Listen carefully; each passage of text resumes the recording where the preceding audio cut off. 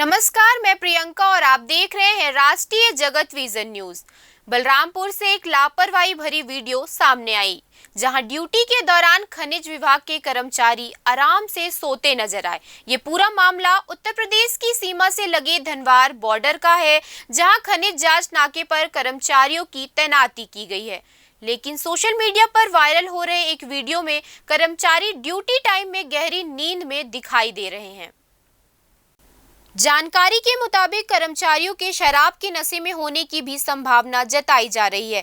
हैरानी की बात यह है कि पूरे नाके को सिर्फ एक नगर सैनिक के भरोसे चलाया जा रहा है, जिससे खनिज के अवैध परिवहन को रोकना मुश्किल होता जा रहा है। इस लापरवाही का सीधा असर शासन के राजस्व पर पड़ रहा है। अवैध खनिज परिवहन पर कोई सख्त कार्रवाई नहीं होने से सरकारी खजाने को भारी नुकसान उठाना पड़ रहा है।